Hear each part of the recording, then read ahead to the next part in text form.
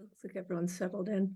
So I just wanted to start today by thanking our guests again for last night and just letting you guys know that I'm in the process of making sure we can reach out to all of them and share their contact information. So you'll be getting that soon.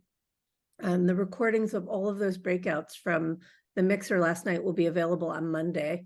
We'll probably link to them on the video page of the portal.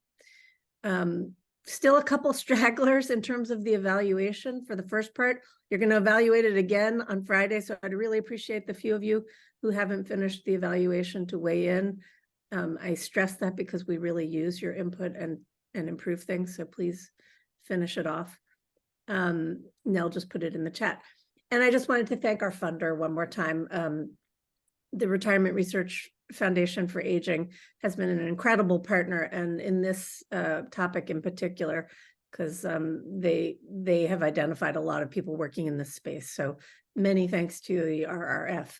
And with that, I'd like to pass to Carol Heimowitz, our moderator this morning, and our two wonderful panelists. Carol, over to you. Hi, it's great to be here for this important topic in this conference. I know you've been discussing so much about housing and lack of housing. So I want to introduce our panelists so that we can get going quickly. There's a lot to say about how to stay at home. What do we need to build to keep people at home? With us is Sarah Santon, who is Dean and an endowed professor at the Johns Hopkins School of Nursing, and Cheney Fabius, Assistant Professor of Health Policy and Management at Johns Hopkins Bloomberg School of Public Health.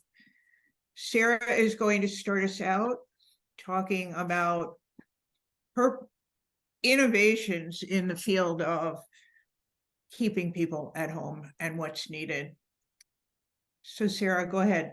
Great, thank you. And thank you. It's wonderful to be part of such a great program. So I'm sorry, I'm a nurse, now I'm a dean, but I'm a nurse practitioner with a PhD. And my practice initially was with older adults who were homebound.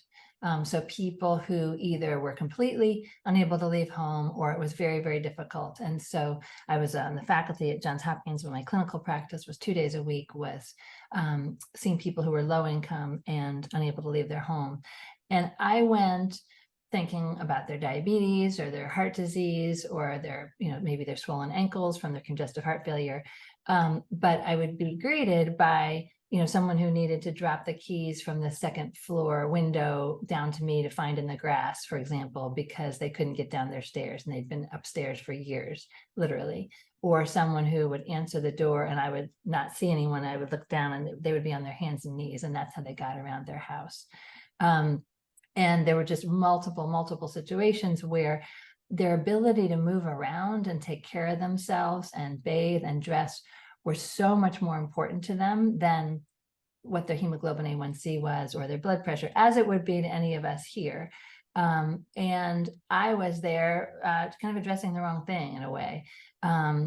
So together with others, together with Laura Gitlin, we co-developed something called the Capable Program, which involves a nurse, an occupational therapist, and a handy worker, with the idea, as you all know, in aging, it's all about the fit between what a person can do and what their environment requires of them. So if someone's got holes throughout their floor, that would be, an issue for any of us on this call. But if you've got, a shuffling gait and some lack of balance and maybe some brittle bones, it can lead you to sit in a chair all day, or it can lead to falls. As one example. And Capable went from kind of crazy idea where, as I was sort of shopping it around to people that thought, you can't, a handy worker, NIH will never pay for handy work there, that's ridiculous, to now it's in the geriatrics textbooks. If you look in Up to Date, which is what doctors and nurse practitioners look in, under disability for older adults, it's one of the treatment options, and it's in 23 states and 45 sites. 3 states are working it into their Medicaid programs. So in a way, that's a huge success because it's only been about 15 years since we had the idea and piloted it, but it's only reached about 10,000 older adults. And there's about 13 million, we figure, based on national data in terms of who's got some difficulty moving around or, doing some of their self-care, who could benefit from it.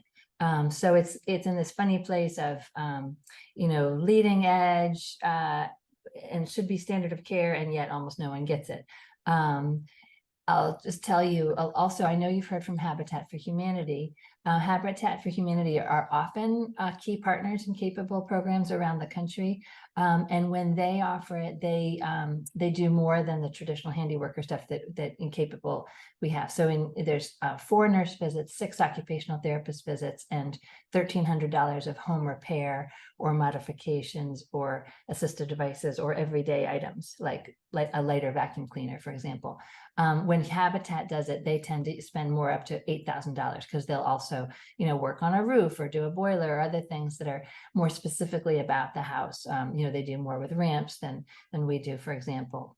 Incapable, on the average work order that the older adult prepares with the occupational therapist is about for 14 things. So it's not nothing, but they tend to be small things. A doorbell. You'd be surprised how many older adults live with their doors unlocked because they're scared that the EMS won't be able to get in, or, so something with their door lock, and something, a reacher to grab things, and a heating pad that's weighted, that feels like wet heat, or, it's a lot of small things, some to the home and some that are more specifically for the person. We've had multiple randomized controlled trials. It's been tested in urban areas, in trailer parks, in rural areas, in micropolitan, and it's all, the results are so often the same that I started to worry maybe there was a problem with the data, but what it is that it's completely adapted around an older adult's goals. It has nothing to do with what the clinician wants. So if you look at the goals that people develop in Capable, for someone, it's being able to walk to the mailbox. And for somebody else, it's that they want to get out the back step to listen to the birds. And these are non-medical goals. They are to be able to bathe safely so their grandson doesn't have to come over and pull them up out of the bath, which is horrifying to both of them. It's these non-medical goals that then lead to more self-efficacy, more strength. The things that we do to the house also serve as environmental cues for new habits. So if someone, for example, has a grab bar that fits under their mattress, when they wake up in the night, they'll see it and they'll remember, oh, I'm going to sit here for 30 seconds before I stand up so that I'm less likely to fall going forward. So that serves 2 purposes. One, it helps stabilize them, and the other, it reminds them. So it's been tested over and over. It saves about 7 to 10 times what it costs. That's been replicated over and over in terms of decreasing nursing home admission and hospitalization. It also decreases specialty care. The only thing it increases, which we think is appropriate, is it increases home care, so that there may be referrals for home PT or home OT that is not what's part of Capable. It's a different kind of OT. So that's the gist of Capable. I do want to say that I know that Carol and others have been using like stay at home or age at home or age in place. And we've really moved to talking about aging in community because not everyone wants to age in their particular home. They want to age not in a nursing home usually. And I think also aging in place sounds a little stuck, like we're in concrete, we're in place, when really we want people to be in places. We want people to be able to volunteer at the local school and advise a small business and take care of foster kids and do all the things that we know that older adults can and want to do. So since you're journalists, I just want to put out there, I much prefer a term like aging in community or aging with independence and dignity. Although, some people don't really call out that for some cultures, independence is what people want. And for other cultures, that's not the right term, that we're all interdependent all the time. So that, focusing on the dignity and using people's strengths matters. So I think I'll leave it there and be happy to answer any questions. Thank you, Sarah. And we're going to move right now to Cheney, who's going to give an overview of some of her work, which involves a lot of analysis of funding for home care. Go ahead, Cheney. Good morning. I was getting ready to say good afternoon, but good morning. Thank you all for inviting me to share. This is really an area that I am passionate about. I approach my work through the lens of a former family caregiver of grandparents and parent, and current long distance family caregiver. My caregiving roles have changed tremendously now that I have small children, but a caregiver nonetheless. And then also as a former care manager for older adults for the Connecticut Home Care Program for Elders, which is where I'm from. And so as a care manager, I helped set up home care services, so home community-based services, as well as helped transition Medicaid enrolled older adults back into the community with home care services after a long stay in a nursing home or an institution. So that was part of the Money Follows the Person program. I observed as a care manager some racial and ethnic differences and preferences for care, what people could access, and that really made me want to have a larger impact than I felt I could have in my role at that time. And so I began to do work and research, and so most of my work or my earlier work, I'll say, a lot of it just described differences in home care settings by race. And so looking at what people are receiving, where they were living, and things like that. And since that time, I've continued to do some of that descriptive work, but now I focus a lot on interventions that might benefit and strengthen the relationship between older adults, family caregivers, and the direct care workforce, especially in Medicaid, home and community-based services.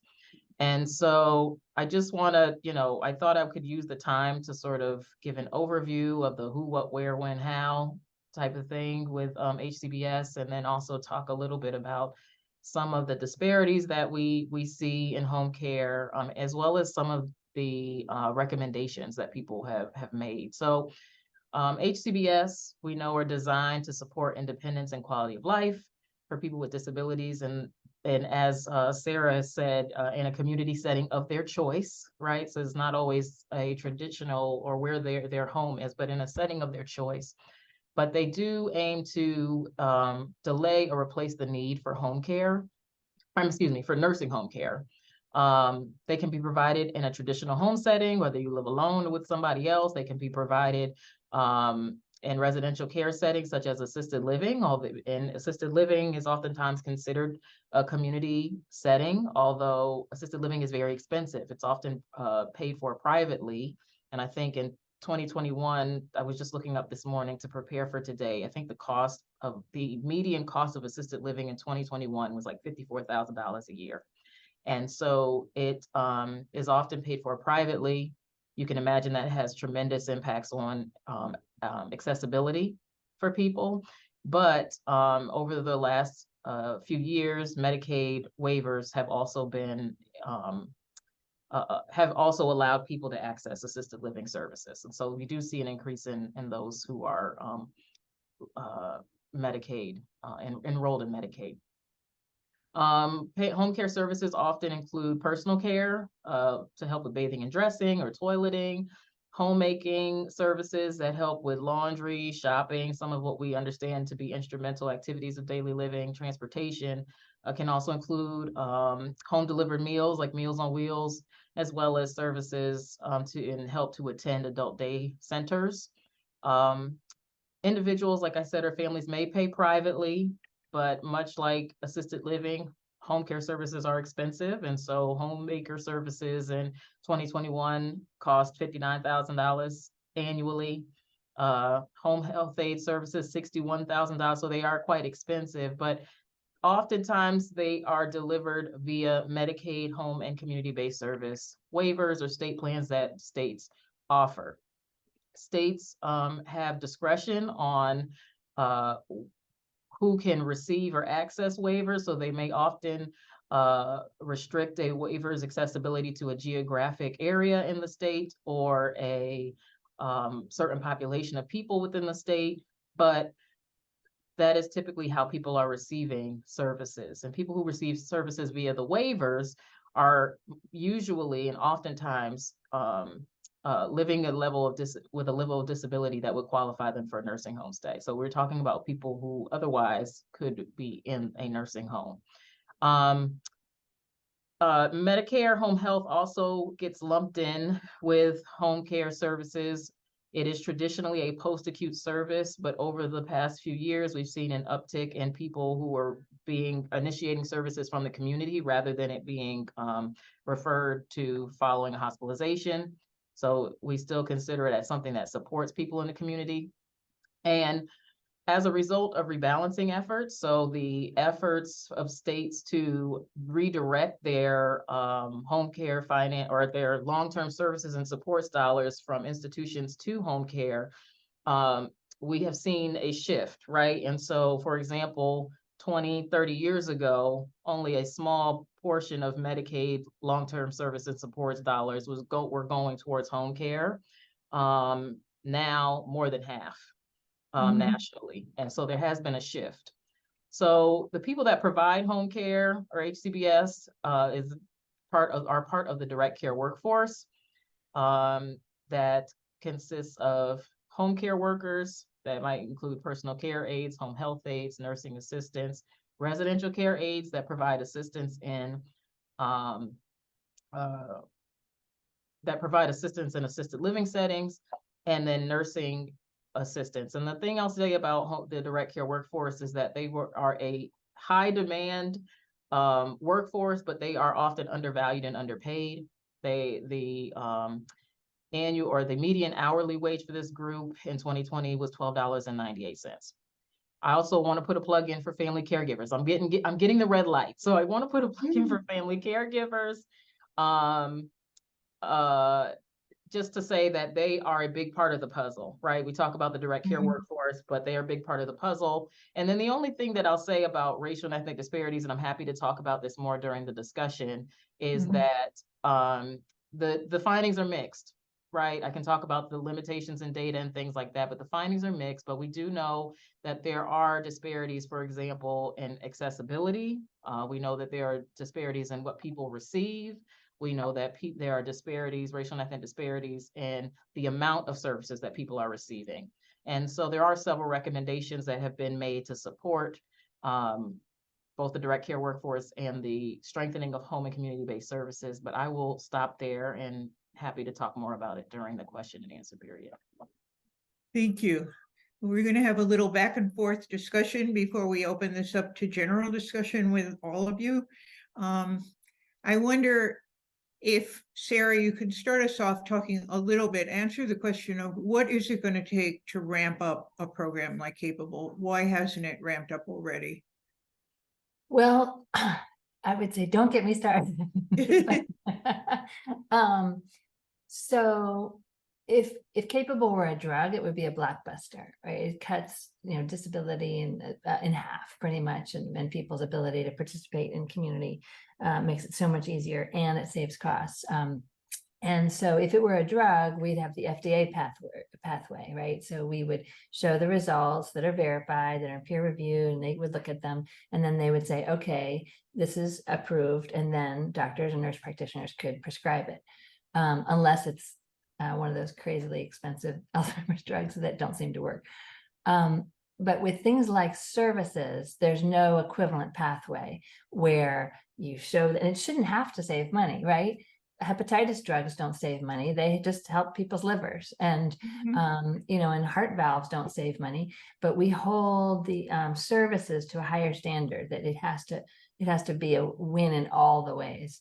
But Capable is one of those rare ones where it is a win in all the ways, and financially, and for families, and for older adults, and for society, and clinicians. Clinicians love providing Capable because they see how people change. But one of the ways we were tested was through the CMS innovations process, which you all probably know that was part of the Affordable Care Act. And in it said that if the CMMI tests anything that saves money and improves lives, or does one or the other without detriment of other, it could scale whatever it funded. And so that we were in that category. And so we went through the whole process to be certified, and we were unanimously voted to move on in the process. And then CMS pretty much said, well, Medicare Advantage and other models we're testing can just incorporate Capable if they want. So, and there's been a bill in the House that was written in the Ways and Means Committee to make capable a Medicare benefit. And I do think it will happen in the next 5 to 10 years.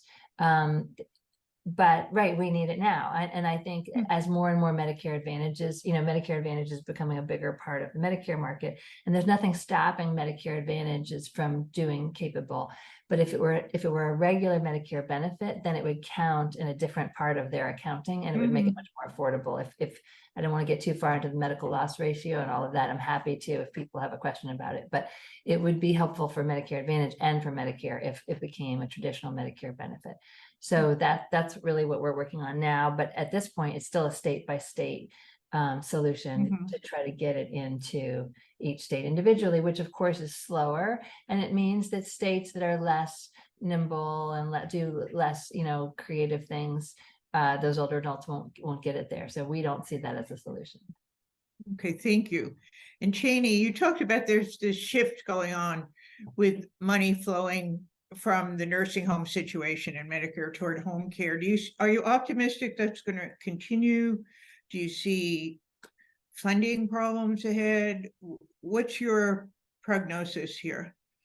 Well, I think that I am optimistic that we will continue to try keep people in the community. But what I will say is that, one of the things that I have been really diligent about working and supporting is the direct care workforce.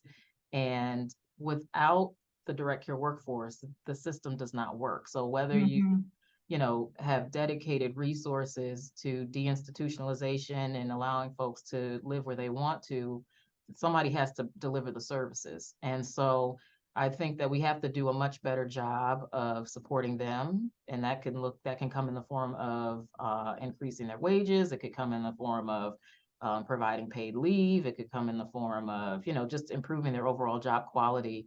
But yes, I think that the attitude shift is also is supported by what we see over the last 30 or some years. It's really had there are still states that, now it varies by state. There are states that are more generous with their home care allocations than others. But in general, I think the sentiment, and as driven by something like Money Follows the Person, is that there's an understanding that people want to age in the community. And so there has been support, but but the direct care workforce is really the backbone of a lot of that. And Thank you. can I add to that? There's a model that's fairly new. I think there's just only one in Houston, and there's one being built now here in Baltimore called Care House, which is Care HAUS, where the direct care workers live in the same building as the people that they're taking care of with their kids or family, whoever's around. And then they're getting Great. equity in the building as the building, that's part of the model, is that it's not that they're eventually going to own the building. And so that helps with, their wages are still the same that they would be any other place, but they're getting kind of this pension in a way by being able to get equity in the building. And I think that, we need all kinds of models. We need an all of the above strategy. Yeah. Thank you, Sarah. We only have a few more minutes, really 1 minute before we're going to try to have questions, but do either of you have story ideas? What would you like the media to be writing about? The program you just mentioned might be a great thing to do. I can Sarah. put it in the chat. I don't know if everyone can see the chat or. Yeah, everyone can see it if you. And Cheney, you too. Any thoughts you have on what isn't being covered?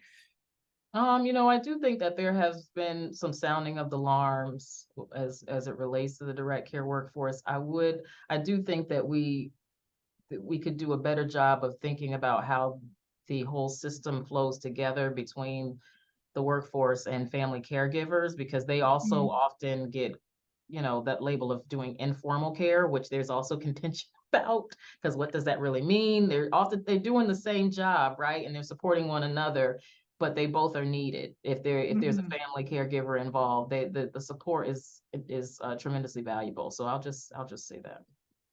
Okay, great. Well, I think we could start some questions now. We're almost at that point. So anybody have any questions for either of these panelists or both of them that you want to ask? We have one from Lisa. Let's, I'll help you with this, Carol. Lisa, Thank go ahead. you. Lisa, Okay. Thank you. Thank you so much for this. I was taking tons of notes as you all were talking. I work in San Diego, California, and I focus a lot on homelessness. And one thing that I have been hearing about efforts to pilot here that's not been going so well is home health workers in shelters.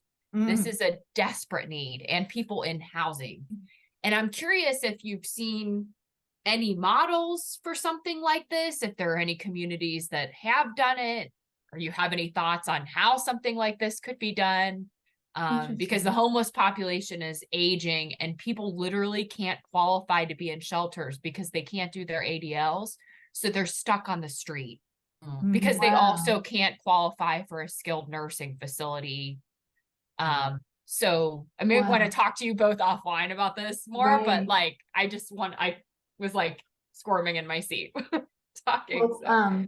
when I was in nurse practitioner school, so I worked in healthcare for the homeless here in Baltimore before nurse practitioner school, and then in nurse practitioner, I almost didn't listen to the aging part. Like I became an aging convert later, because at that time there weren't older homeless people. There, at least in Baltimore, it was like there was enough housing for people once they were older that there weren't, or sadly people died. But it's so different now, and I know you all had a session with Margot Cushell and other people about that. I would say this isn't the same thing, but at USC in LA, there's a wonderful investigator named Ben Henwood, Henwood, who has adapted Capable for people who were formerly homeless, who are now in SROs or supportive housing.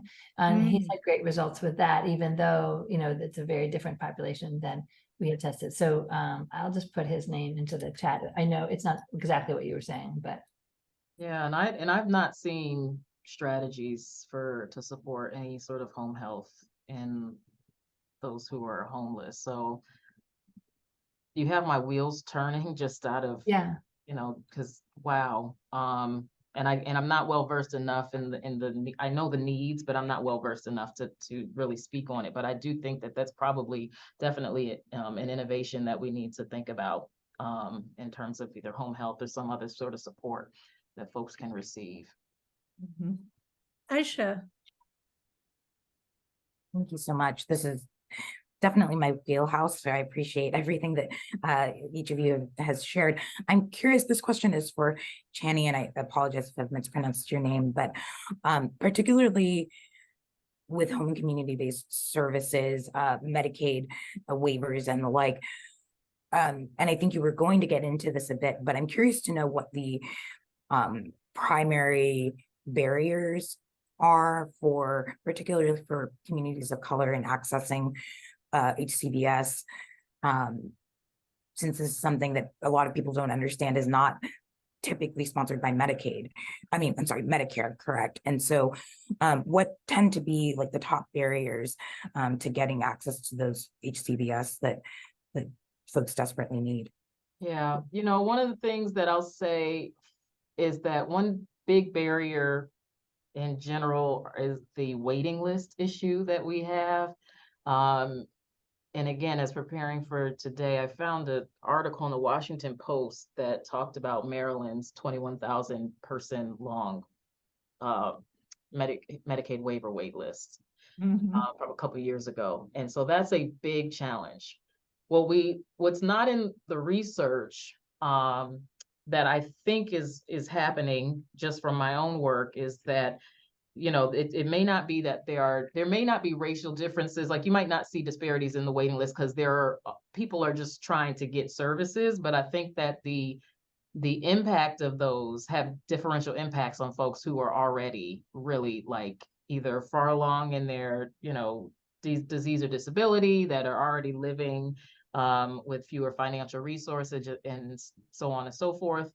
In terms of other pieces and around accessibility, a lot of what I see has to do with language and the lack of culturally competent services. So a quick story, when I was a care manager, I had a client who had to go into a nursing home temporarily, and she was in there with one a CNA that could speak Spanish, and she was primarily Spanish speaking. So her quality of life was disrupted to the point that her family had to remove her. I also remember people coming far, from far and wide to go to a Spanish speaking adult day center, because Mm. that was where they would feel the most comfortable. They would come from a half an hour out to get to that one place.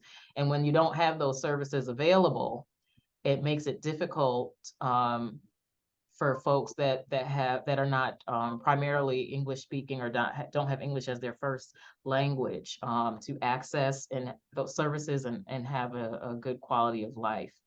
And then the one other thing I'll say, outside of access, is that we know in like Medicare home health, that there are disparities in the services that people end up receiving. So, for example, some studies have shown that Black older adults the initiation of services takes longer for racial and ethnic minority groups. Mm. The number of services that they receive is less than their white counterparts. They receive different services, and so we don't really know the root of that. I think in Medicare home health, it has a lot to do with the quality of the agencies that we can measure, just with available data.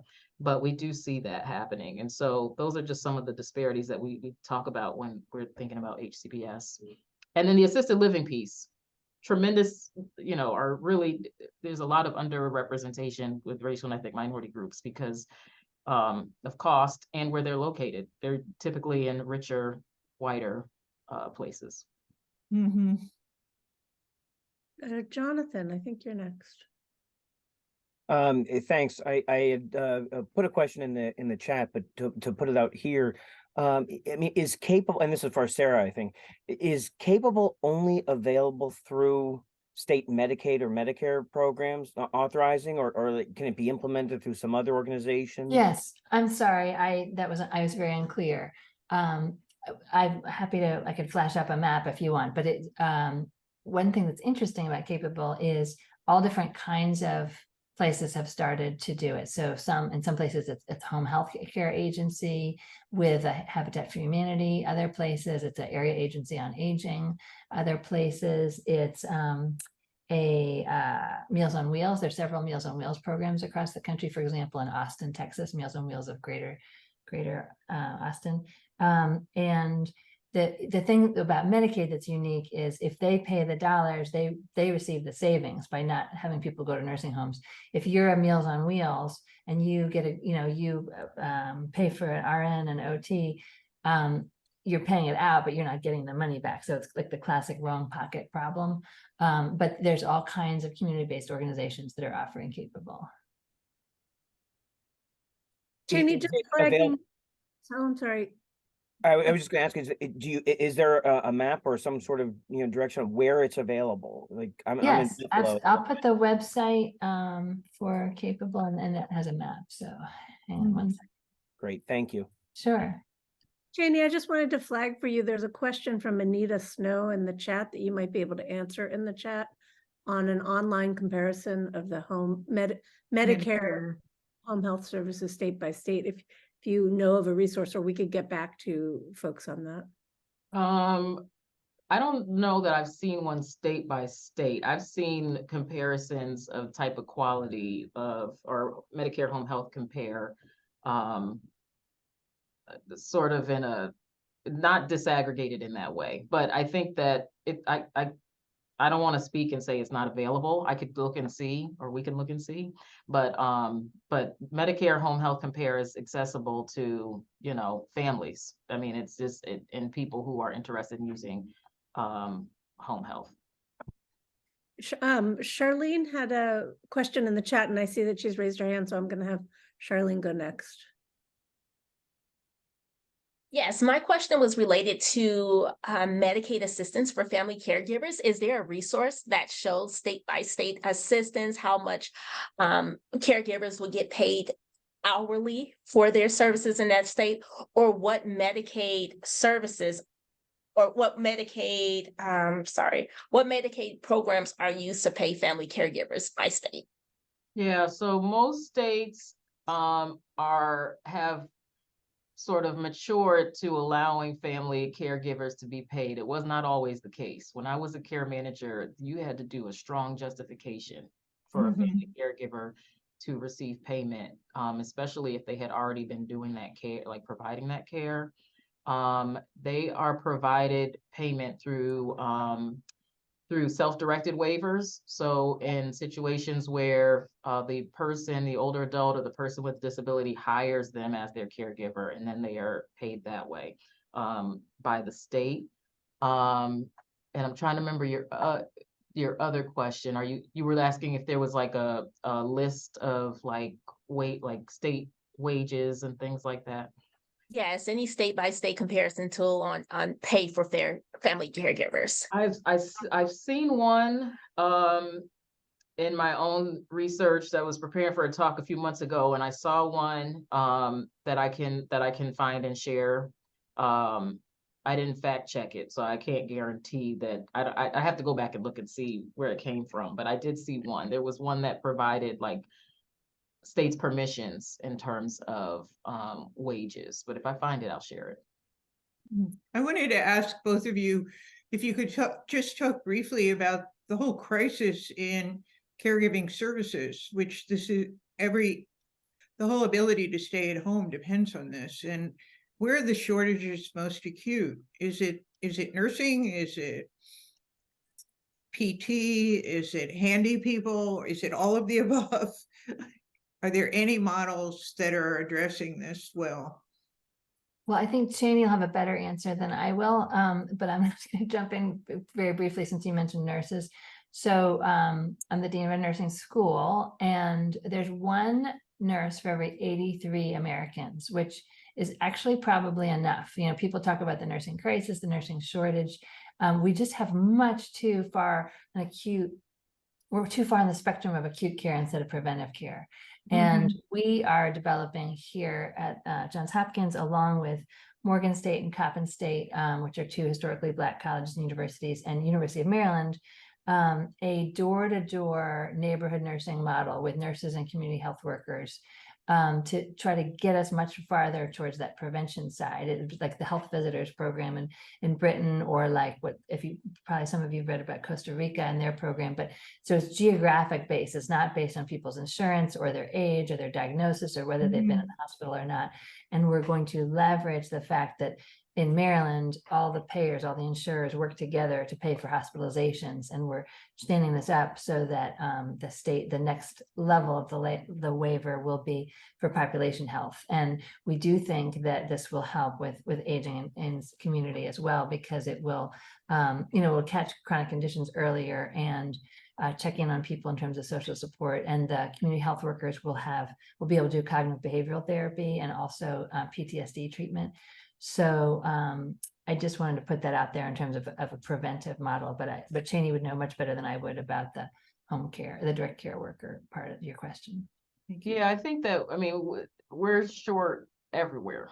I think, in terms of when I talk, I think I mentioned that there's the home care workforce, the residential care workforce, the nursing assistant, the nursing home workforce.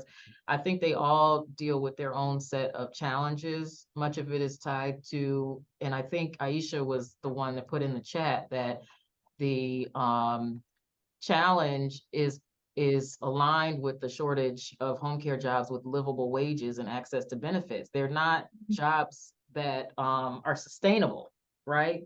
And so, like, we did a survey in Maryland that collected information about the home care agencies here, the non-Medicare home health agencies, and so these are private pay and Medicaid home care agencies. And a couple of questions we asked were specifically related to COVID, but what were some of the things that prevented these administrators from supporting, like what were some of the challenges they experienced in supporting their direct care workers? And a lot of these agencies, and you have to realize that they don't all look the same. Some are very small, right? And then some are huge. So they really vary in terms of their resources. So some of them they didn't have people to, substitute if a person couldn't come to work because they were taking care of a child or they were sick themselves. they did not have paid sick leave available. And so your job is compromised if I have to take off time to take care of my own family in a pandemic, right? And now, you know, even moving on past 2020, but there were, and then, you know, the wages issue was also challenging. A lot of that is due to Medicaid reimbursement for those agencies that are Medicaid funded, is that there's only there's only so much I can pay you if the reimbursement is not providing enough. But there are some strategies that were used during COVID to help support the workforce. That is the increase of wages in some places. I think most states at least tried to increase wages in some way, shape, or form. The exact dollar amount I'm not sure of, but the sustainability is really, really, really challenging. And that's on the provider side. And then of course there's the job quality piece around safety and, you know, Right. being people's personal space and homes and everything, and training, right? So a lot of direct care workers receive minimal training for their roles. And so they're not always prepared. Their intentions are good, but they're not always prepared for the scenarios that they walk into. And so those are some of the challenges that we face, but, you know, we need them. So we have to treat the ones that we have well, so that we can continue to build and strengthen that workforce. Thank you. I'm gonna let Lillian ask her question, but I wanted to refer everyone to Paul Nagel and his Stonewall Bridge project, which was really meant to address the workforce scaling of LGBTQ caregivers. So that's an interesting model if it comes online, sharing houses to provide housing and undergird the training of the workforce. So Lillian, you've been patient, over to you. I was taking notes. If this was mentioned and I missed it, I apologize. Has AI been looked into as like something to help with? I know that at the beginning, Sarah said something about, you know, like a lot of old people living with their doors unlocked because they're not sure they're gonna get, you know, let anybody in or whatever. AI, like just any assistive, right? So just out there right now, is this being looked into? It could really help with like alleviate some of what the workforce has to do. Is anything kind of being explored there? Go ahead, Janie. I've got something to say, but go ahead. I think that so there has been technology that has helped. So for example, when we were social distancing, right, during the COVID-19 pandemic, and a lot of adult day centers could not be open. Some of them provided virtual activities for folks. So that was a way for people to stay connected. We know that telehealth and other sort of technologies sort of ramped up during the pandemic because people couldn't be in close contact with folks a lot of the time. We also see in rural communities that that's effective as well. I think that there's probably, my take is that you still need a person, because a lot of the activities that a lot of the benefit of home care is, yes, the provision of, you know, meeting your needs, bathing, dressing, things like that. But a lot of it's also the social contact element. And people really benefit from having the extra eyes in their home and the extra support, you know, and we know that because one of the things that that HCBS, in addition to supporting people at home, strive to create is that social connection, to improve people's social connection and their ability to participate in the world in a way that they want to. And so I think that there are probably some things that we have Meals on Wheels, right? So we do have ways to provide people with food and things like that. We have medication reminder machines that'll spit your medication out, right? So we do have some technologies, but I do think that there are obviously benefits to. I don't think everything's going to be able to be replaced. That's. And Thank I you, would Shanae. add- Sarah, Sorry. sorry. Thank you, Shanae. Sorry, I just wanted to put into context that I'm not talking about replacing people as much, but just like as assistive and like if it's just being explored. Yeah, so there's something called PI, which they're calling personalized intelligence, I think. So if you think about Alexa or Siri, and hope they don't wake up, those are factual, like when does this movie start? Or can you set the timer for 10 minutes? Or and a lot of older adults use those, but they're not learning from you. And very soon there will be, and in fact, there already is one that's very conversational, but that learns from you. So you say, oh, I had a problem with my daughter and I can't believe it. And it says like, oh, sorry to hear that. But then it's remembering the daughter part. And it may ask you the next day, how did it go with your daughter today? Or, and that, again, this will not replace humans, but I think there are many people who think that in the next phase of artificial intelligence, we will all have a coach, a companion, a person who's like friendly and knowledgeable, and they're not quite a therapist, but they can listen therapeutically. And you all probably know that there's this famous study where a psychiatrist sent out letters to people randomly assigned who had tried to commit suicide. I think this was in the 50s. And it was random. And of the ones who just got a letter saying, I'm thinking of you and I hope you're doing okay, there was like a lower bad outcome rate among those people. Like, it doesn't take much as humans for something to impact us to say, oh, I was thinking about you today. And so I do think that even though obviously machines will never replace us, there is some room for a personalized learning, so-called intelligence for older adults, not to help with bathing and dressing, but to be, provide some sense of companionship, even though that sounds kind of gross to say it. Thank you. Any other questions? Did anyone have a question in the chat that you'd like to ask out loud?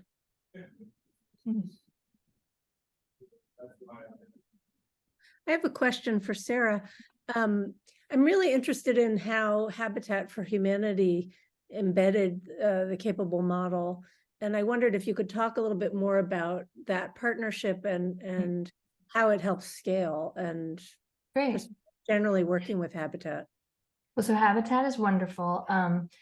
Anyone who's worked with them will say that they're one of the most decentralized groups you can imagine. So there is a so-called Habitat for Humanity International in Atlanta, but they can't tell anyone what to do. They're of the local. So it's not like, the Boy Scouts or, other kinds of things where there's like a top down. So if, just like the saying they say with foundations, if you've worked with one habitat, you've worked with one habitat. That said, they, a lot of them are very fierce volunteers who, come to it with their own views of like, don't tell me what to do. This is what I'm doing. That said, they're fantastic. They're all over. They're different sizes in different places. And so we've let like the Habitat for Humanity International, the group in Atlanta, kind of wrangle the sites and say, okay, you get together a group of, 8 sites and go in together for a grant. And so some habitats have gotten support themselves, and they have a whole aging, they call it aging in place, kind of part of themselves that generally is just like grab bars and fixing holes in floors and things that are really important. But then at least probably 20 at this point have come forward and added capable as well, and it works very well. And so they just pretty much add on a nurse and an OT to what they're already doing. And so the question is, capable work with the VA? Yes, in fact, right now there's a 9-site study in the VA in different parts of Pennsylvania where they're using what's called a stepped wedge design, which is just fancy researcher talk for you compare the sites that start doing capable compared to the ones that haven't started yet, as though that's a control group, and then you offer capable later, and then you can compare those outcomes as well. And that's probably about halfway through being done. And obviously, the capable has enough evidence that the VA doesn't need more evidence. So this is much more about how do you incorporate it into the VA and what flows do you need to change? And they already have some home modification. And so how do you use those rules in those ways? So it's not like an efficacy trial, as we would say in research. It's really just how do you move it into the VA and what kinds of protocols and procedures do you need? But they would be perfect because they've got that one pocket, right? Because they're responsible for, there's VA nursing homes and VA hospitals, and they're responsible. So if they pay for capable, they should get the savings back, and it should be a virtuous cycle.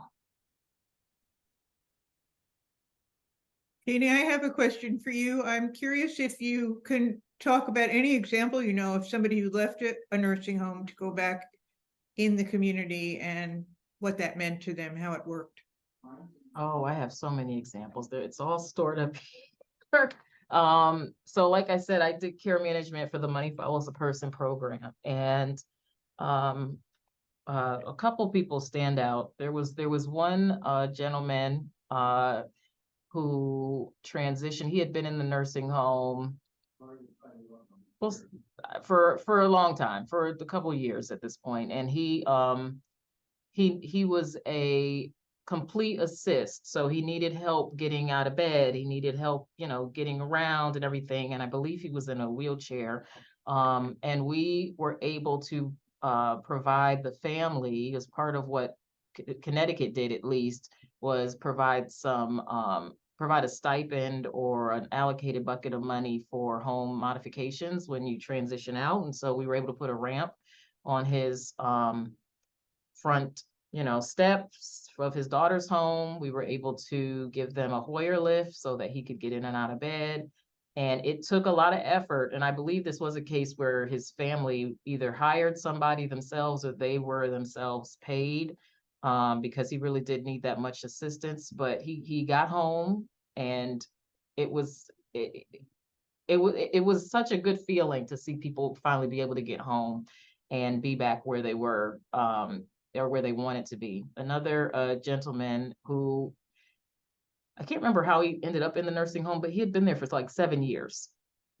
And he was fully capable, by the time I met him, of managing most of his ADLs. His IADLs were the real challenge. And he had kind of, because of being in the nursing home, some of the things that he had to learn was like how not to overflood your toilet, and how to just be in your home, when to pay your bills. Like there was a whole life learning sort of reacclimating that he had to do. And then I will highlight one other example, and that was also a success story. It took some working. He would go playing golf with his son instead of paying his rent for the month, because he was still on a very fixed income. So it took a lot of coaching, but we were able to help him. The one thing that I will say that we did run into challenges oftentimes is if somebody was moving into a new apartment, for example, and they needed a ramp or some sort of modification, even though despite the ADA and everything, and the Fair Housing Act and all that, renters and landlords oftentimes would push back, because this was an older person who was coming out of a nursing home. So they're living with a substantial amount of disability, and you want to modify like my unit. And their concern was always, how long is this person going to be here?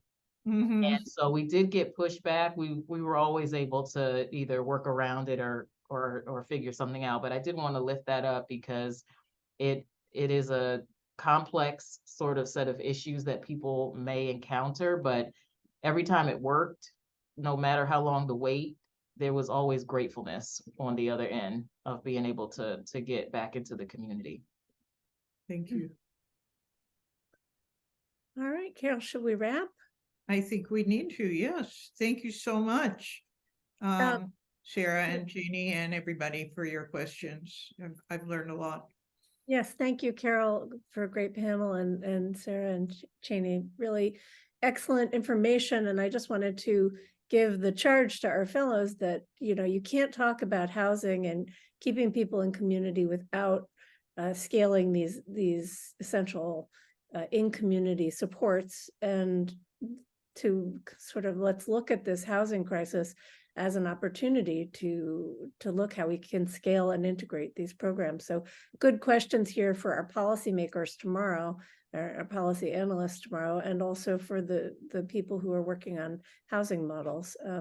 Lots of potential to integrate stories here.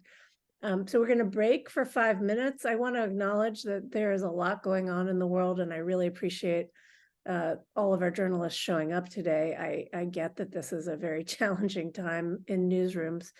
So I'm very happy that we had such a great showing today. So everyone take 5 minutes and we'll see you back here for the legal panel at noon on the nose. Thank you again. Thank you. Great. So let's get started. Hi, everybody. You know, we've been hearing a lot about things being done to help people age in place or age in community. Now we're going to talk about why some people run into obstacles when they want to age in place or age in community and the organizations that help them. We've got 3 great panelists for that. They are Anna Luft, who's the project director for the Public Housing Justice Project of the New York Legal Assistance Group, or NYLAG. Lily Hoffman, the Associate Director of Programs for Habitat for Humanity International, which we've been talking a lot about, Lily, your ears may have been burning. And Wayne Ho, President and CEO of the Chinese American Planning Council, based in New York. Thanks, everybody, for joining us today. Each of them is going to talk a little bit about the problems that they're helping with, what causes them, how they help, and then they're going to say a little bit about how it's going and how they'd like to see things change. Then I'll ask some questions, and then the fellows will ask some questions. So why don't we start with Anna? Anna, thank you. Thanks, Richard. Hi, everyone. My name is Anna Luft. I use she, her pronouns, and I am the project director for the Public Housing Justice Project at New York Legal Assistance Group. We are the first team of legal advocates in New York solely dedicated to advancing the rights of public housing tenants. And the bulk of our work is eviction defense. So we represent people who are facing eviction, either at the NYCHA, so that's the New York City Housing Authority, at the NYCHA Office of Impartial Hearings, or in housing court, as well as in appellate cases, and in affirmative cases. So we represent them in cases seeking to cure conditions in their apartments. So housing code violations, which public housing tenants in New York face particular obstacles in getting repaired. So that's sort of the meat and potatoes of our work. And I know we're going to go, I have a lot to say about what needs to be fixed about it. A few things that I just want to highlight before we get into that and before we pass it on to the next speaker.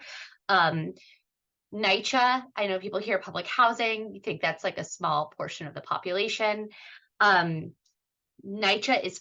accounts for 500,000 New Yorkers. So that is equivalent to the population of Atlanta or Miami. It's more than the population of Wyoming. I often like to say they could have their own senators. I mean, it's a very sizable population. 42% of NYCHA tenants of record, so heads of household, are over the age of 62.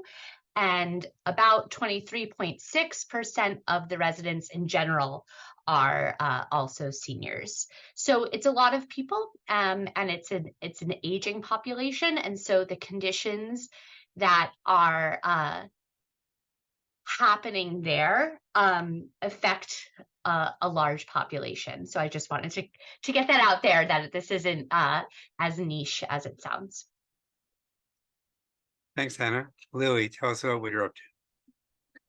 Hi, I'm Lily. I'm the Associate Director of Programs at Habitat for Humanity International. And so on my team includes the health and housing work, which includes the older adult work, aging in place, as well as the neighborhood revitalization work, which is essentially community development, and our Advancing Black Homeownership initiative. So as was mentioned, I heard a little bit of the previous call. Habitat is a federated network. I might slightly edit the description a little bit, where it is true that of the 1,000 affiliates across the country, there's really a wide range of what those affiliates are doing. International is sort of the umbrella organization, and we provide grant making, technical assistance, oversight to the network. So in terms of the health and housing work and really the older adults, we have a repair program, but what I think we're going to focus on more today are some of the challenges that older adults face in not only getting to home ownership, but really maintaining the asset of the home and transferring that asset to the next generation. And particularly in Black families and Black communities, looking at some of the predatory and preventable practices and policies that exist that disrupt the transfer of wealth to the next generation and really, again, disproportionately impact Black families. Some of those things are predatory lending, estate planning, tangled titles, heirs property, and also Medicaid estate recovery, which is a federal law that requires states to recapture Medicaid dollars after the person has passed away, and it contributes to an extreme loss of wealth, again, particularly in Black communities. So I'm really grateful to be here and to be having this conversation.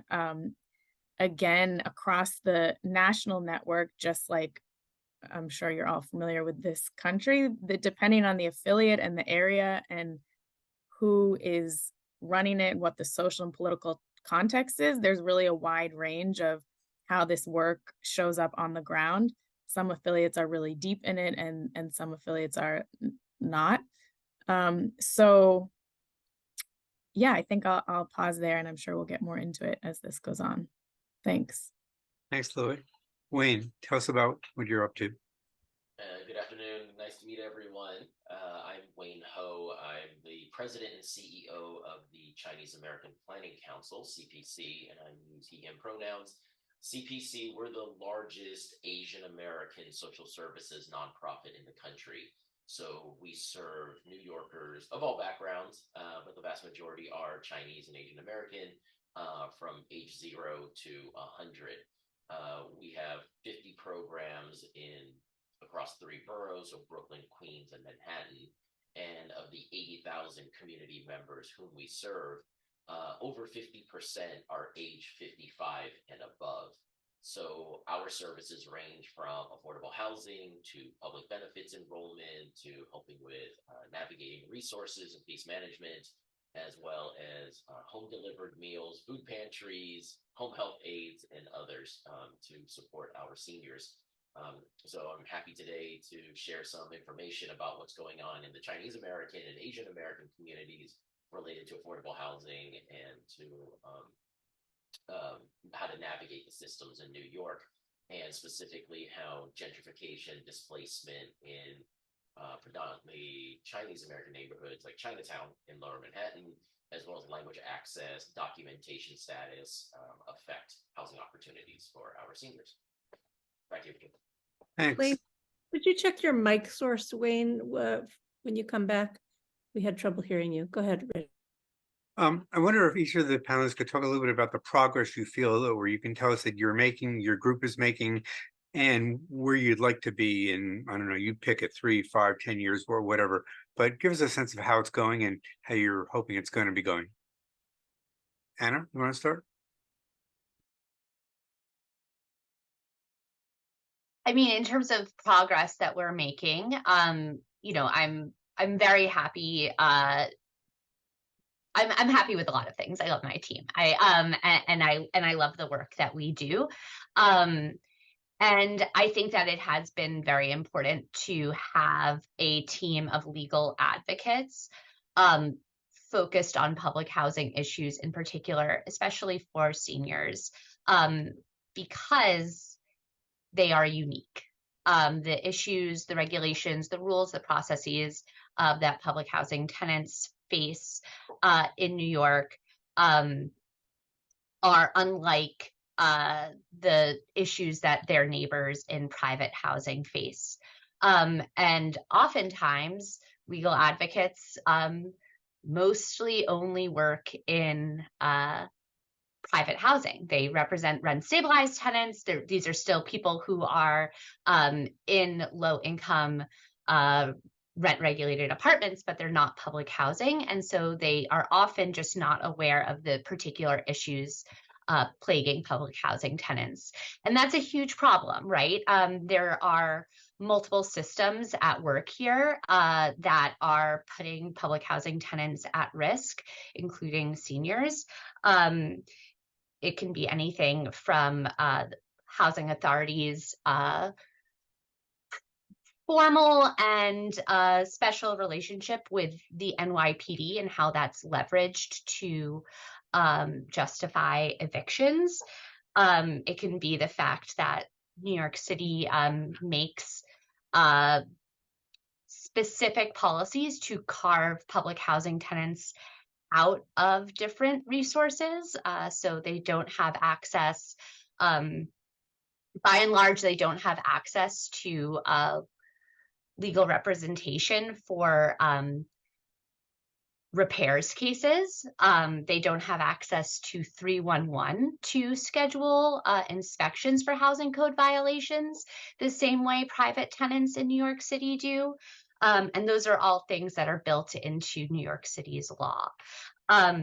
So all of those things really impact tenants, and having attorneys who are thinking about that every day, building that into their advocacy, building out resources for these communities and partnering with these communities to really understand what they need and what their priorities are, and coming up with programming to do that has been very rewarding and is something that I'm very proud of. For my team in particular, like I mentioned before, New York City literally writes into their public contracts that legal services cannot represent public housing tenants in repairs cases. That's written in there. It's discriminatory. NYCHA is 90% people of color, more or less equal breakdown there of Black and Latine. And they're excluding this entire community from this, but saying that any other low-income renter can get this service, right? That's very problematic. And a lot of people don't know about it. And then those conditions make NYCHA tenants sick. So something that I'm really proud of is that by focusing on public housing tenants, focusing on this issue, working with communities, and hearing that this is a priority for them, we've been able to get around that restriction in regulations by creating large pro bono cohorts of attorneys who are specifically trained on not only how to handle these cases, but also the cultural competency of representing public housing tenants. So it's been great. I mean, we have something like 40 pro bono attorneys that we mentor on these cases, and then they can provide full representation to these tenants that have no other access to full representation unless they're willing to pay for a private attorney. And we've also created other sort of very effective but less formalized routes for advocacy in this specific area. So that's something that I'm proud of. I'm proud that we've made it this far, that this is reflecting the needs expressed to us by community organizers that we partner with. But what I would like to see is this scaled up to size, right? Like, what I would like to see is in 5 years, New York City gets rid of this discriminatory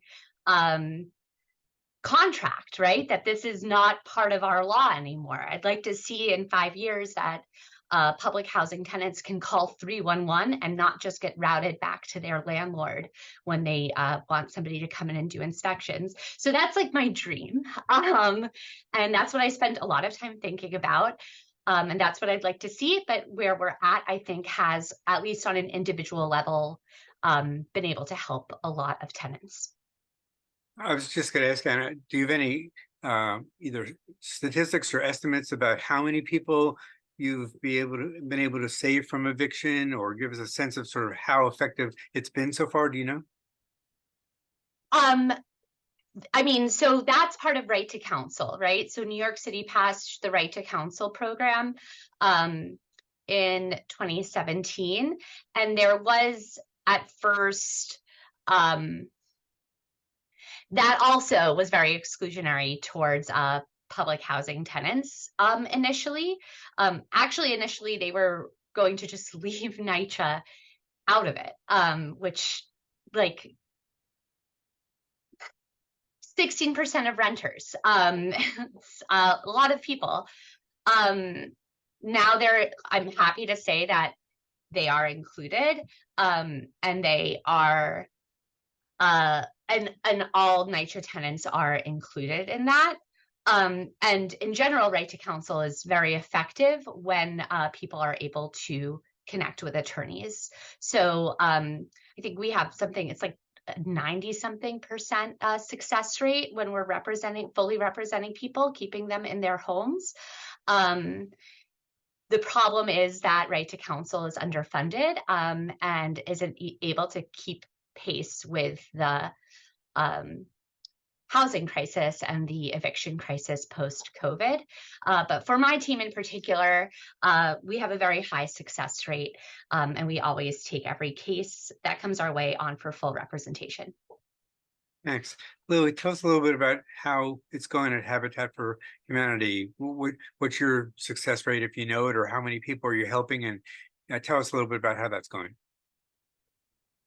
Yeah, thanks. So I think one of the big successes, at least for Habitat, is that we have really shifted from the space of, we're affordable housing provider for low income individuals, and have really at the international level at least recognized that getting a house is great, but if the individual loses that home again due to these preventable and predatory practices, that we've really missed something. And so particularly in our older adult work, we do approximately 5,000 repairs for older adults across the country.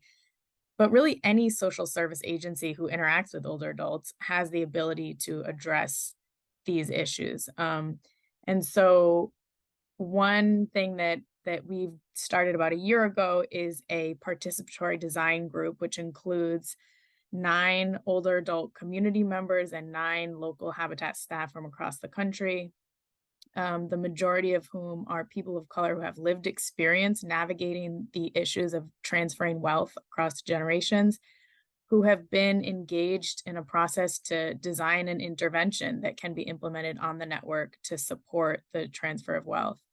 And the idea of that is to really, again, leverage their lived experience to inform what this intervention could look like.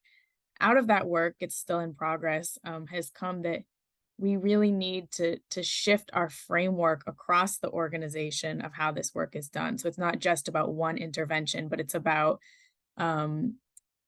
what the organization looks like in terms of our current policies and practices, what are our local, state, and advocacy priorities as it pertains to the transfer of wealth, in addition to really understanding the generations of trauma that have resulted from systemic and intentional racism and also financial exclusion. And so one of the things that emerged from that work is that there were lots of affiliates across the country who, for example, partnered with legal clinics to provide free wills to older adults living in their homes. Almost across the board, the majority of people who enrolled in those workshops to create the wills did not end up actually creating a will.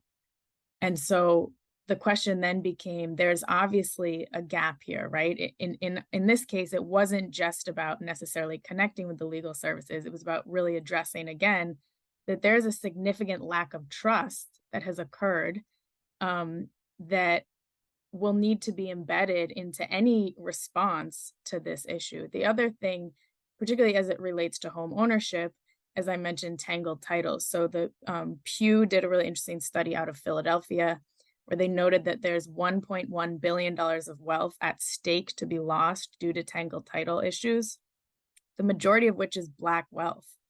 And for those of you who aren't familiar with tangled titles, that's essentially when the person who lives in the home, who is the homeowner, their name is not on the title of the home. And so you can't transfer then that asset of the home to the next generation. You can't do a lot of things actually just to even exist in the home. And heirs property is sort of the rural equivalent of that. Why does that happen, Lily? Just so we understand that problem. Why would somebody's name not be on it? So oftentimes it happens because when somebody dies, they don't have a will or a trust or some legal documentation that's transferring the home to whoever is taking the home after that person dies. And sometimes people will live in their home for a long time and maybe not even realize that they needed to transfer the title when, their grandmother, whoever died, until it becomes a problem, really. So, but the other kind of rural version of that, as I was saying, is heirs property, which is when that happens with land. And we also know that heirs property issues and just like general issues with having legal documentation that you own the land and the home that you live in many areas across this country, that was a tactic for governments to essentially ensure that Black families didn't have legal rights to their homes.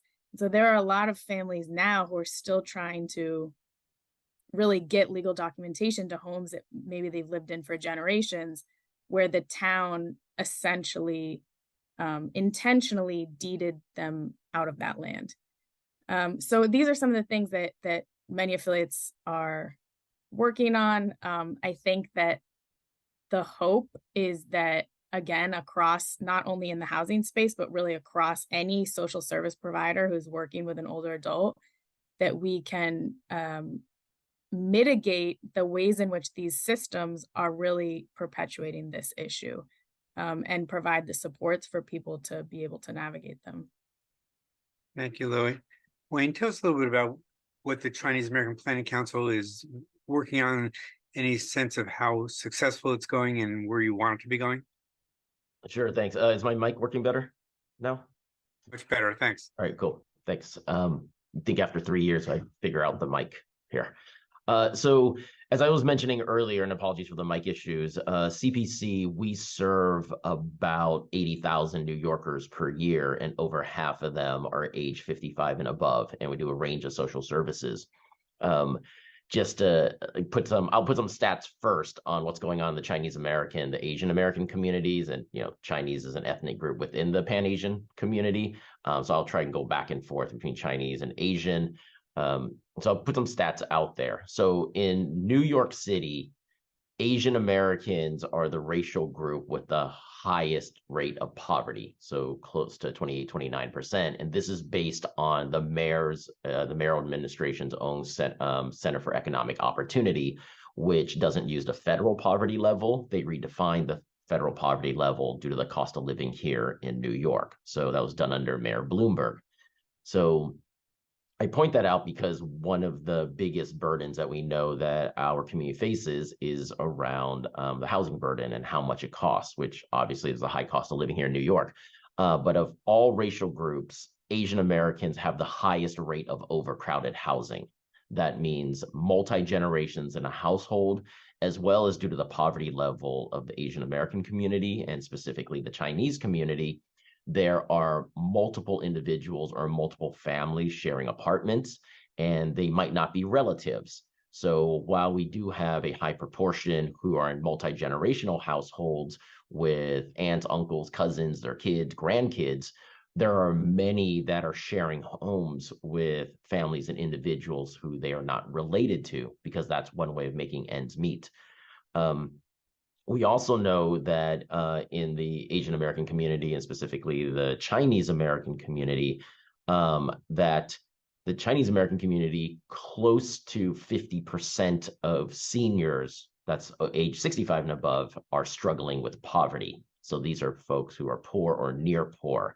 And based on some research done by the Asian American Federation, they're struggling with their rent, and their rent burden, about 40 to 50% is rent burden for them. So that's how much of their income they're paying. So we have individuals, and I have community centers in Sunset Park, Brooklyn, to Chinatown, Lower Manhattan, and Flushing, Queens, which are three of the major Chinatowns in New York City.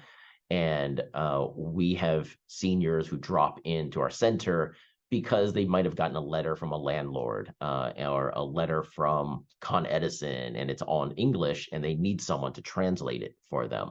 And they come in, and oftentimes during the conversation of us just translating a telephone bill, it opens up the needs that they have from they're at risk. They need legal services because they're at risk of being evicted by their landlords, or they are interested in affordable housing, but they don't understand Housing Connect, which is this online portal that the city uses for their housing lottery. It's not controlled by nonprofits or developers of affordable housing. The city manages the affordable housing lottery. So we do a lot of navigation and translating for individuals.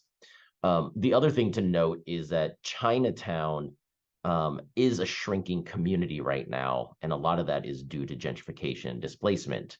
So where Chinatown used to have anywhere from 80,000 to 90,000 individuals, now it's estimated to be closer to 60,000 folks living in Chinatown. I want to be clear, of Chinese descent. Obviously, it's not only Chinese folks that live in Chinatown, but the Chinese American community is shrinking right now in Chinatown. A lot of the issues economically that affected Chinatown started from 9/11, because Chinatown was close to 9/11, and it took a lot of advocacy led by my organization and others to make sure that a lot of the benefits and investments happening post 9/11 were coming to Chinatown. One of the major thoroughfares that connect Chinatown to Lower Manhattan is Park Row. Park Row goes right by, that street goes right by Police Plaza, One Police Plaza, and there's a lot of security there. When FBI, Homeland Security comes in, that's where they go, is 1PP. So Park Row has been closed for 22 years, and that's cut off a lot of business coming into Chinatown.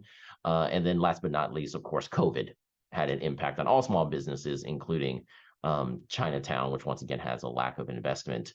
So I'll go more into stories, but just to let you, as this conversation goes on, but just to let you know that one time I visited a tenement apartment where the Department of Buildings evicted people in there because it was not a safe building. And myself and a couple partners from Asian Americans for Equality and others who do affordable housing and social services just want to check out the building with the city. And we walked into this 1-2-bedroom apartment, and we looked up, and you enter the kitchen. We looked up, and there was a plywood board that was maybe 2 feet from the ceiling. And the city inspector with us told us that when they first went up there, there was a family with a young child with a baby that was sleeping up there. And they found diapers and, baby bottles and things up there. And then the room on the left, it's a one bed, or on that one room on the left, had a plywood board that went across and just ended underneath the window. That's because there was one person living above and there was one person living below. And the person living below paid $50 less per month because they had no sunlight, and the person above had sunlight. The room on the right had 2 beds, and on one bed was a single mother. On the other bed was a man. They weren't related. And he was assaulting her, physically assaulting her, but she could not get services through domestic violence resources because they're not relatives, although they're living in the same place. So it's more of a physical assault issue. So it's a different legal support, and there's lawyers here who can explain it. But I tell you this story because this is how folks are trying to survive in overcrowded housing. I should point out that the 2 that was sharing the room with the plywood board by the window were both seniors. When there is affordable housing available, my organization just opened up 2 affordable housing buildings in the last year in Chinatown, Lower East Side. And we, and our one building that is senior affordable housing, we got 22,000 applications for 110 units of affordable housing. Wow. So, yeah. We're going to go to the fellows in a second, so you guys can start raising your hands and I'll call on you when I see them. But let me ask you, I guess I'll ask you this for Wayne and for Anna. New York City's Mayor Adams just recently made some announcements about ways to create more affordable housing in New York City. I'm wondering if you have any thoughts about that, if you think that some of those ideas are good or not so good, or what effect do you think those might have on older adults in New York City? Anna should go. I think that the problem is, at least, you know, what we see in our work is or my work is the lack of deeply affordable housing. So housing where the costs are fixed, the rent is fixed at 30% of the tenant's income or the household's income. And if a plan doesn't account for that, then it's going to continue to push low income or fixed income New Yorkers, including seniors, out of New York. And it's going to continue to incentivize landlords to try to evict those people. So that's my main gripe with it. A lot of New York City's quote unquote affordable housing is really more like, it's generous to call it middle income housing, and there is not a lot left for low income house, truly low income, deeply affordable, truly affordable housing for low income New Yorkers. And so any plan that doesn't include that is going to continue to put New Yorkers, including seniors, at risk. Yeah, just to build off of that quickly, when we're building our affordable housing, we have to negotiate with the city to get subsidies on how many units. And to Anna's point, the city is interested in unit count. So can we get 100 units, 200 units, 5,000 units this year, for example? I'm just making up the numbers. But the challenge then is, in order to have it for deeply affordable housing, the city needs to put in more money as a subsidy per unit. And the reality is the city is not investing enough money to make that happen. So it ends up being that we start building affordable housing and we negotiated for a deeper skew on ours, but it ends up with less units. It's 110 units. So what ends up happening then is we basically have senior affordable housing where the seniors coming to my senior center, getting my home delivered meals, getting my home care services, don't qualify for the housing. And because, you know, seniors have fixed income, whether it's Social Security, whether it's other means, they have fixed incomes. So if you don't qualify for the income band of the affordable housing, you're not eligible. And that's why when we first figured out that even our own seniors could not tap into our affordable housing, we ended up renegotiating with the city to have some more deeply affordable, but it ends up with less units of housing now. Thank you. So fellows, I'd like to start taking your questions and forwarding them to the panelists. So please raise your hand. I see Ashley has a question. Ashley, tell us who you want to ask it of and take it away. Yeah, this is for Lily. Just at the beginning, you said something that struck me. I'd love you to explain a bit more. You said something about Medicaid dollars being reclaimed after somebody dies. Can you just unpack that? Yeah, thank you for asking that question, because I meant to include in my vision of the future as an immediate step that more people know that this is happening, and as a long-term step that it stops happening. So Medicaid estate recovery is, again, a federal law that requires states to attempt to recapture the costs that the individual incurred through Medicaid after the person has died. So typically what this looks like is that an individual who is a homeowner, so in the United States, the majority of people who hold assets and who hold wealth, the majority of that wealth is in the form of their homes. And so for, let's say, an older adult, let's take a low-income older adult, for example, who has paid off their mortgage, they own their home, they're on Medicaid, they become sick, and either they go to a nursing home or they just require a high level of care that incurs a lot of Medicaid dollars spent. That once that person dies, the state then attempts to recapture, is what they call it, those dollars, and that occurs by putting a lien on the home and taking the asset of the home. They then sell that home and put those dollars into whatever government fund that they put those dollars into.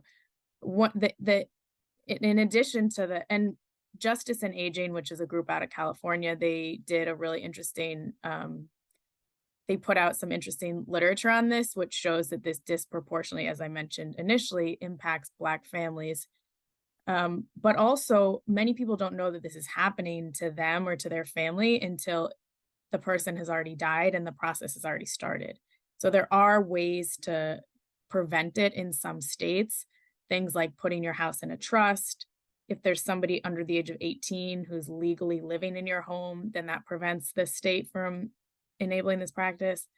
And each state really varies based off of how aggressive they are with this. And so that's another, I think, complexity to this issue, is that it's not a kind of one size fits all approach of how this law is implemented. It really, really varies. But we have, like Tennessee, for example, has an extremely aggressive Medicaid estate recovery law. And there are older adults who work with the local Habitat affiliate in Memphis who are making decisions about, do I want to receive this health intervention, sometimes necessary to survive, because I don't want Medicaid to take my house after I've died.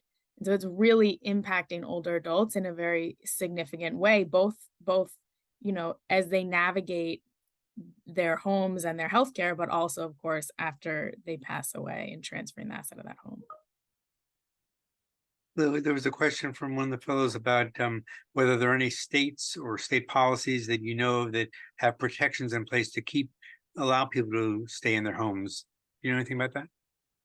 Not that I'm aware of. And I don't know how states would navigate that, because the federal law requires them to attempt to recapture it. So I think they might find themselves in a bit of a contradiction. I think that as social service organizations, we can advocate for, and really, I mean, in the case of like providing a trust, for example, that's an intervention that could be done if done in a comprehensive and kind of trauma-informed way. But the other complexity, again, is that there are some states, for example, who require that you put your home in a trust 4 years prior to your death. And if you put your home in a trust less than that, it's ineffective in the eyes of the Medicaid estate recovery practice. And so what I think as an immediate next step, in addition to people knowing about this practice, is that and this is something that we're exploring at International, is just more information on the specifics of each state, and what's really like a deep dive into what's really happening in each state, because again, it varies so much that it's hard to stay above it. Are there any states that you've seen that are doing good things in this regard, and that you would point to say might be a model for others to emulate or for the fellows to know about? That's a good question. I mean, I know there are some states that are less aggressive, but I couldn't even tell. Again, states are required by the federal government to do this practice. So how they navigate with the federal government, how aggressive they are, that I don't know about. I don't know what that looks like. Okay. And I wonder, how do people who need NILAG's help know about you? How do they find you? And maybe that's also a question for the other panelists as well. Tell us a little bit how people get to you, because my suspicion is that a lot of people could use your help, but may not even know about it. We have a few different intake streams. The first one is just through Right to Counsel intake. So we meet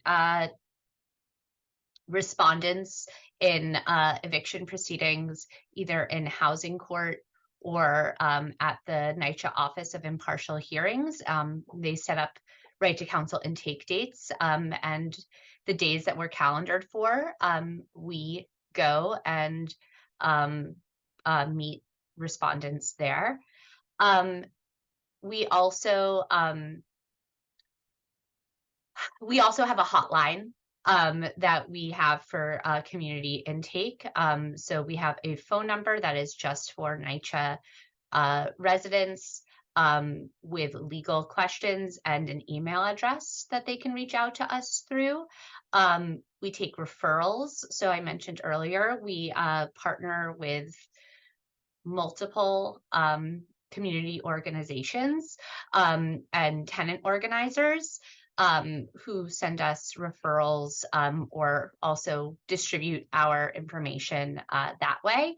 And then we also serve as a referral source for other legal service offices in the city that are conflicted out of representing a tenant of record. So I mentioned earlier that NYCHA has a very close relationship with the NYPD, which means that a lot of New York City's holistic defender offices, so those are offices where they provide criminal defense, and then they also represent people in related civil matters, including eviction cases.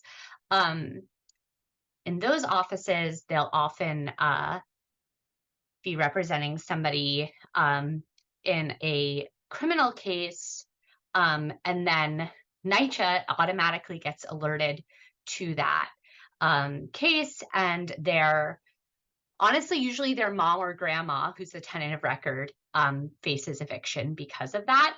They can't represent them because it'll be a conflict of interest.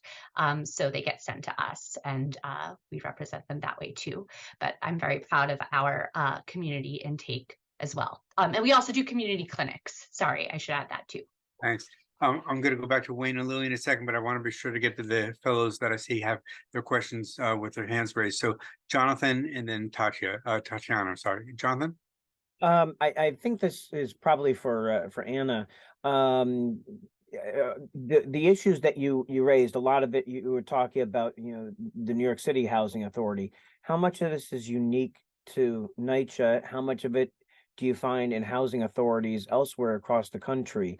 In the case of New York State, Albany, Rochester, Syracuse, Buffalo.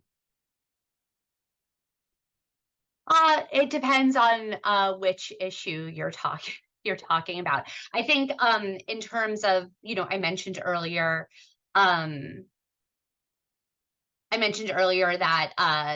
there is like poor conditions in NYCHA apartments. In some ways, NYCHA New Yorkers have it better than the rest of the state or the rest of the country. NYCHA is the largest housing authority in the country. It's the oldest housing authority in the country, and renters in New York City have some very strong protections. So you often see like HUD releasing some update for tenant protections, and we get all excited, and then we just see that they're kind of like bringing their programs up to speed with New York, and we just don't think that it's really enough. So outside of New York City, in some ways it's the same, right? In some ways it's the same because they've also experienced systemic divestment over the course of the past 40 years. And they're also experiencing issues with public policy leading to deterioration of their homes. In some ways it's worse because they haven't had, New York. This January, for the first time ever, renters outside of New York City are going to be able to sue their landlords to get repairs. Whereas in New York City, people have been able to do that for a very long time. So I think that those issues are still there, right? Like I think that the public health issues impacting public housing tenants is something that you see across the city and across housing authorities. And in some ways it varies. So like you'll see, and in some ways you've opened a huge can of worms. In some ways it's related to the creation of public housing to begin with, which I fully support the existence of public housing. I believe in public housing, but the reality is that when public housing was first created, it was state imposed discrimination and segregation, where developments for people of color were specifically built in areas that put them at greater risk of environmental pollutants. And that continues today. They're still seeing the results of that today. And so that's something that you see in Chicago. It's something that you see in North Carolina, in Boston, in New York, in California, all across the country. And it has real impacts for seniors living in public housing who disproportionately experience higher rates of asthma, diabetes, chronic respiratory illness, and dementia. And it's exacerbated because no housing authority wants to ever accommodate them, which I feel like now I'm just going on another rant. And if people want to hear about it, I'm happy to talk about it. But I also want to be conscious of people's time. Thank you. Tatiana has a question, and then Yushrad after that. Tatiana. Yes, this question is for Anna. Thank you for being here. My question is, what experiences have you seen? Like, what pitfalls have you heard from tenants or anticipate going forward as tenants convert out of the traditional public housing model and into private models like PACT or into initiatives like Preservation Trust?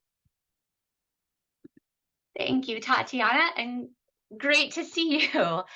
I actually think your question speaks directly to what I was just saying about no housing authorities want to accommodate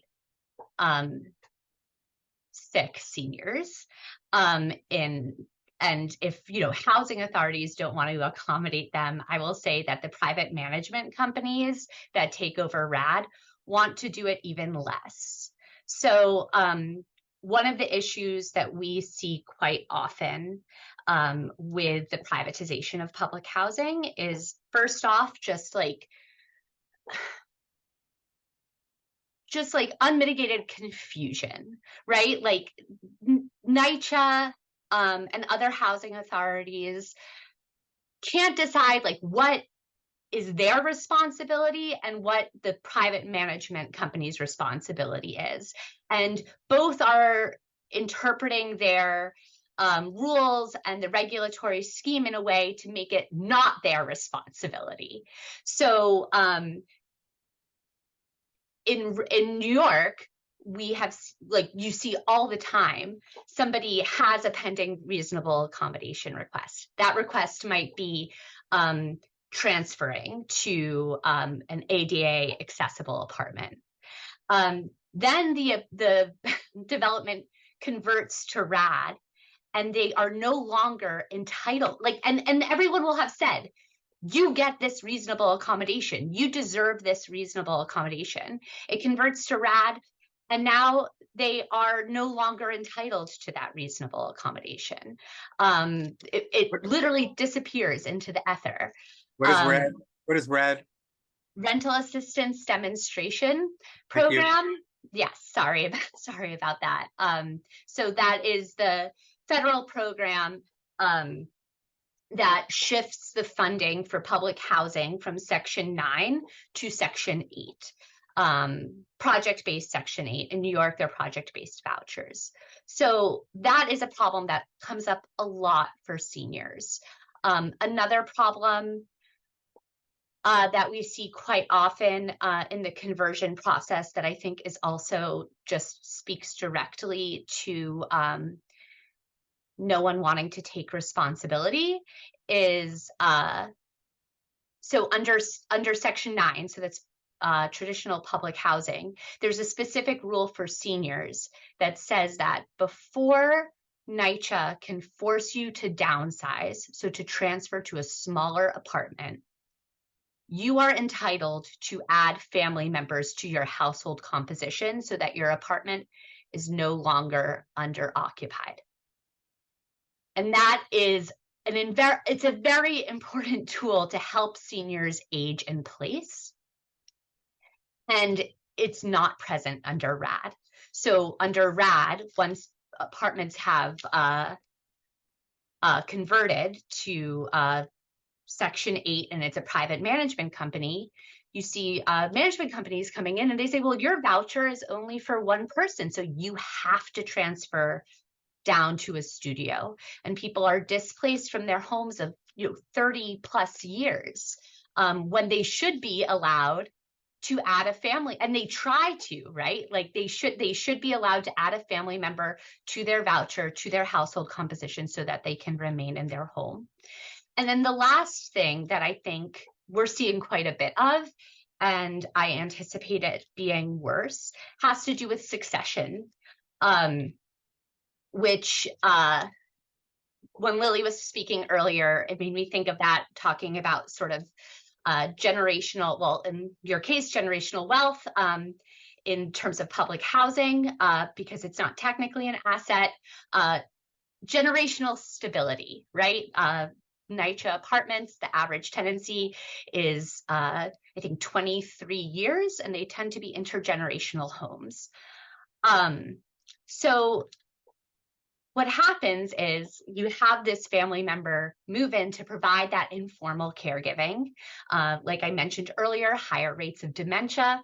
Medicaid doesn't cover full-time home health aides. You need a family member to move in to care for the tenant of record. Tenant of record passes away. And then you need to get succession to the apartment, or else that family member who has totally uprooted their lives, moved in to, do the loving but grueling task of caring for an aging family member with dementia every day, they face eviction. And the way for them to avoid eviction is to get succession, to succeed to that lease. It's hard. It's hard under any housing regulatory scheme to get succession, but it's literally impossible under RAD. And it destabilizes communities and disincentivizes family members from providing the aging in place healthcare that or home care that tenants need. Thank you. We only have about 5 minutes left for questions from fellows. I want to be sure we get to as many as we can. I know, Nusrat, you have a question, and others, please raise your hand while there's still time. I want to get to you as while we still can. Go ahead, Nusrat. Hi, thank you everyone for talking to us about these issues. My question is for Lily, and it's about tangled titles. That's something that we did a story from Detroit with the Free Press, and I wrote about the issue in Detroit. But what I came across was that we just don't have the data, and it was really hard to kind of dig into that story. My question is really about like the solutions. Are solutions for tangled titles a state by state issue? Are there certain states or cities that are doing a good job to kind of transfer that wealth to families and address like how complicated it is? Because something I found is that it's a really complicated process here in Detroit and in Michigan. So my question is, are there cities or states that are doing a good job at addressing this issue? Yeah, thank you for that question. So I don't know that I can speak to state or city governments doing a good job. Not that they're not, but I don't know about them. But I can speak to individuals or organizations or situations that are doing a good job. So one of the things that has emerged out of the participatory design group that I was talking about earlier is that if homeowners have a death on deed transfer, and I'm probably putting those words in the wrong order, a DOD, that's actually one of the most effective ways to transfer the property without having to go to the court and probate the will. And also it's really a less complicated kind of legal process as compared to a will or a trust. And so there's one really great example of a community member who's actually a lawyer herself, but she's a public defender. She's retired now. She's an older adult in the Twin Cities, and she's been part of this participatory group. And she's created a group in her church where she's helping older adults to make these documents and it's been wildly effective. And so again, I think a critical piece of that is the trust piece. You know, it's, I think for at least from my perspective and sort of hearing what the affiliates are working with, there are a lot of barriers to just showing up with a will and saying, you know, sign here, this is what we need you to do, that there's a lot of mistrust. And then there's just a really practical concern of the cost to probate that will after somebody dies. And so I think the average cost from our records is around $10,000.